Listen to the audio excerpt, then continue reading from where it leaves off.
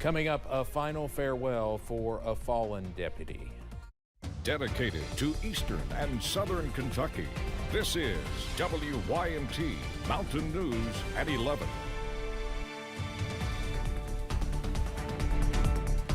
Good evening, I'm Steve Hensley. We begin with some breaking news literally just coming in seconds ago. CBS News and now some other outlets are reporting that the United States Senate has passed a bill suspending the debt ceiling and limiting federal spending by a vote of 63 to 36. It now goes to President Biden's desk. This is known as the Fiscal Responsibility Act of 2023.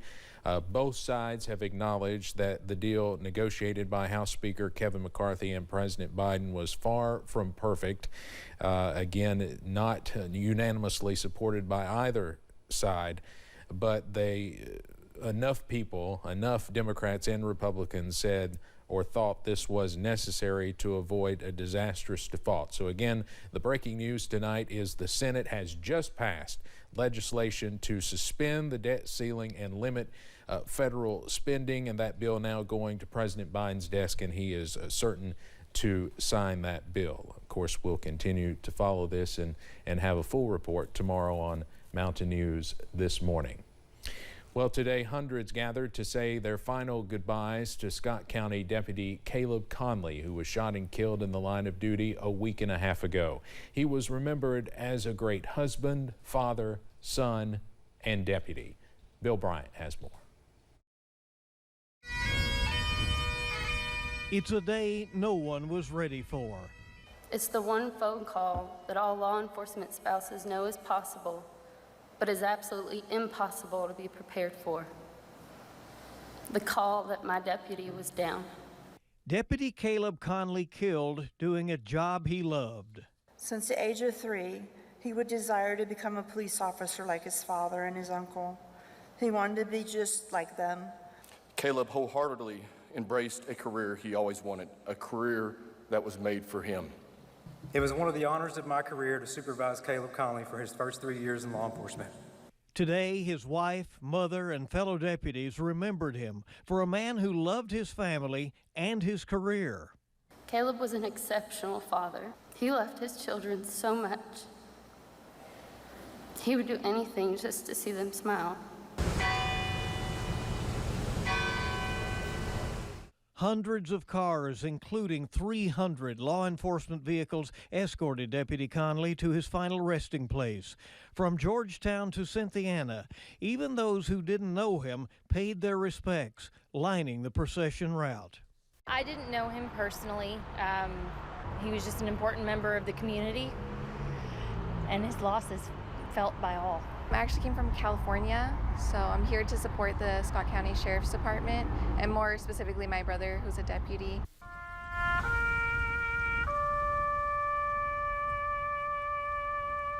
At the Battle Grove Cemetery, Deputy Conley took his final call.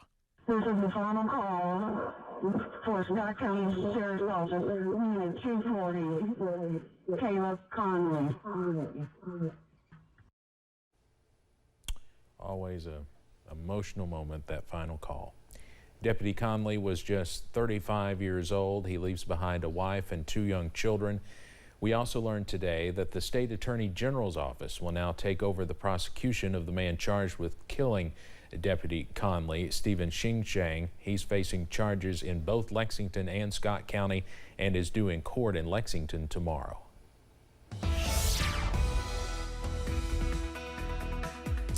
Relatively quiet night weather-wise out there. Yeah, we did have a few pop-up downpours, even a few thunderstorms down by the Tennessee border, but for the vast majority of us, what thunderstorms?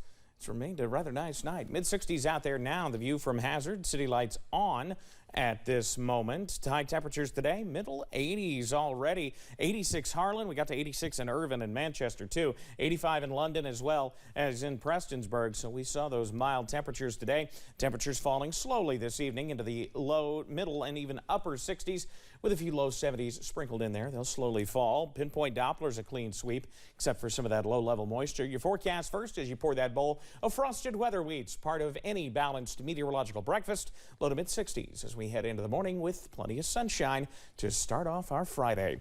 Though it will feel rather warm as you step out the door coming home from work. The details on that in a few minutes. Steve?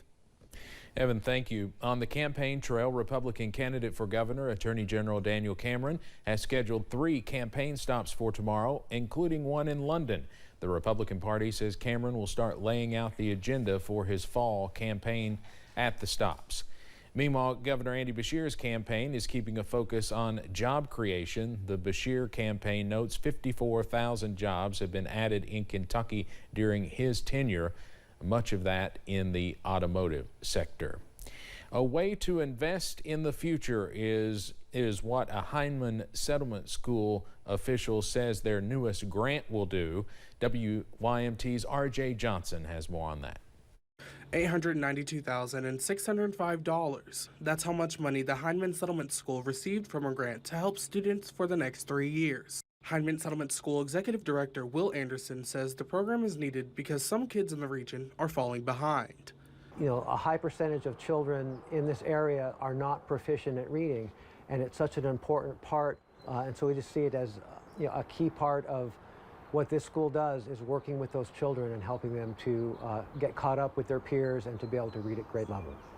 Senior Director for Program Development Josh Mullins says the school has literacy programs with approximately 40 staff members helping kids throughout the region. And that's really just to support 20 different reading labs, which are classrooms in public schools in Knott, Leslie, Perry, Hazard Independent, Middlesboro Independent, and Pineville Independent schools.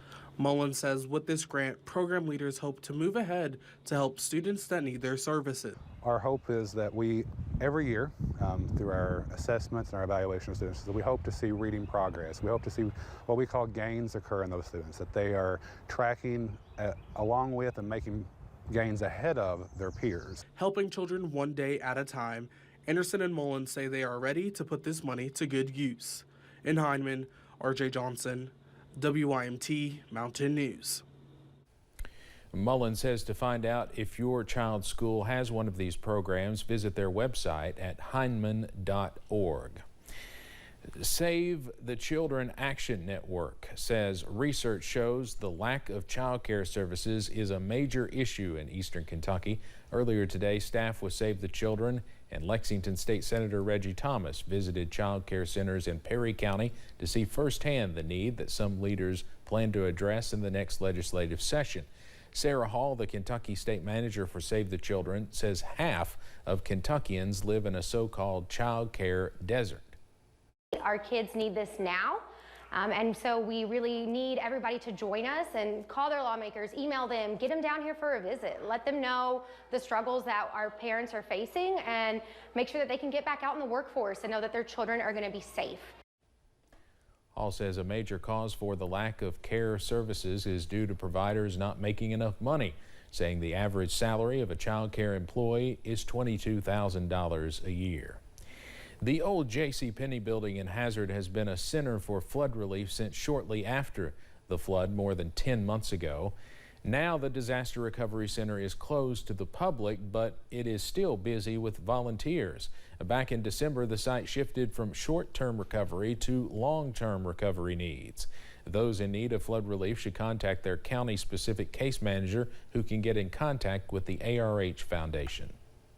And then anything that we have here at the DRC is available. We deliver. So if you're currently working with a caseworker, please talk to them about the DRC through ARH. The ARH Foundation is also raffling off a Mercedes-Benz convertible to raise money for long-term flood relief. More information on that is available on our website.